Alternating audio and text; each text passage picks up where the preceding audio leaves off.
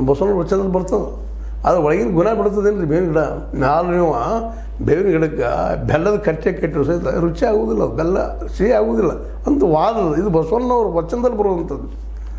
ಅವ್ರಿಗೂ ಗೊತ್ತದ. ಈಗ ಅವರು ಜಾಗೃತಿ ಸಂಘಟನೆ ಮಾಡೋದು ಮತ್ತೆ ಮಾಡ್ತಾಯಿದ್ದಾರೆ. ಇನ್ನು ಅನಿವಾರ್ಯ ಪ್ರಸಂಗದಲ್ಲೇ ನಿಮ್ಮ ಜೊತೆ ಒಂದಿಷ್ಟು ದಿನ ಹೊಂದಾಣಿಕೆ ಮಾಡೋದು ಮಾಡ್ತಾಯಿದ್ದಾರೆ. ಎಲ್ಲ ದಿಶೆಯಲ್ಲೇ BJPಗರು ತಮ್ಮನ್ನು ತಾವು ನಿಂತು ವಿಮರ್ಶೆ ಮಾಡ್ಕೋಬೇಕು.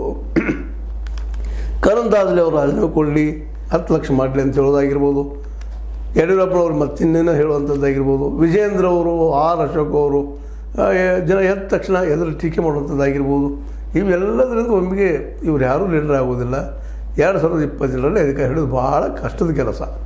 ಈ ದಿಸೆಯಲ್ಲೇ ನಮ್ಮ RSSಗರಾಗಿರ್ಬೋದು, ಇವತ್ತಿನ BJP ನಾಯಕರಾಗಿರ್ಬೋದು ಯೋಚಿಸಬೇಕಾಗಿದೆ. ಮೇಲೆ ಇವರಲ್ಲೊಂದು ದೊಡ್ಡ ದೋಷ ಏನಪ್ಪ ಅಂದರೆ ಯಡಿಯೂರಪ್ಪನವ್ರು ಬದುಕಿ ಸರಿಸಬೇಕು ಅನ್ನುವಂಥದ್ದು.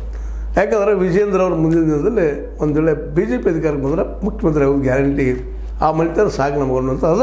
ಆದರೆ ಆ ದಿಶೆಯಲ್ಲಿ ನೀವು ಏನು ಪ್ರಯತ್ನ ಮಾಡ್ತಾಯಿದ್ದೀರಿ, ಸಂಘಟನೆ ಎಷ್ಟು ಮಾಡ್ತಾಯಿದ್ದೀರಿ, ಆಯ್ತು ಸಂಘಟನೆ ನೋಡೋದು ಅದು ಜನಕ್ಕೆ ಮುಟ್ಟುವಂಥ ವಿಷಯಗಳು ತೆಗೆದು ಏನು ಪ್ರತಿಪಾದನೆ ಮಾಡ್ತೀರಿ ಅನ್ನೋದ್ರ ಬಗ್ಗೆ ಮತ್ತು ಚಿಂತನೆ ಮಾಡ್ತಾ ಇರ್ಬೇಕಂತ ಹೇಳ್ತಾ, ಈಗ ಹೇಳಿದಂಥ ವಿಷಯಗಳು ಈ ಶೋಭಾಯಾತ್ರೆ ಅಂಥದ್ದಾಗಿರ್ಬೋದು, ಮತ್ತೇನೋ ಆಗಿರ್ಬೋದು, DJದಾಗಿರ್ಬೋದು, ಇನ್ನುಳಿದಾಗಿರ್ಬೋದು, ಇವೆಲ್ಲ ಮೊದಲಿನಷ್ಟು ಆರಂಭದ ಏನು ಇಫೆಕ್ಟ್ ಆಗ್ತಿಲ್ಲ ಅಷ್ಟು ಇಫೆಕ್ಟ್ ಆಗಲಿಕ್ಕಿಲ್ಲ ಅನ್ನೋದು ಒಂದು ತರ್ಕ.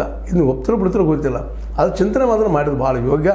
ಯಾಕಂದ್ರೆ ಯಾವುದಕ್ಕಾದ್ರೂ ಒಂದು ಅಂತ್ಯ ಇರ್ತದೆ, ಆ ಅಂತ್ಯ ಅವಗಿದ್ದು ಬರೋದು ಎಚ್ಚರ ಆಗಬೇಕಾಗಿದೆ ಅಂತ ಹೇಳ್ತಾ, ಇದು ನಿಮ್ಗೆ ಲೈಕ್ ಆಗಿರ್ಬೋದು, ಲೈಕ್ ಮಾಡಿ, ಶೇರ್ ಮಾಡಿ, ಕಮೆಂಟ್ ಮಾಡಿ, ಜೊತೆ ಸಬ್ಸ್ಕ್ರೈಬ್ ನಿಲ್ಲಿಸಬೇಡ್ರಿ. S60 ನ್ಯೂಸ್ ಅರ್ಥಾತ್ ಹೇ ಸಿದ್ದರಾಮಯ್ಯ ಸತ್ಯ ಕೈಗೊಂಡು ವಂದನೆಗಳು.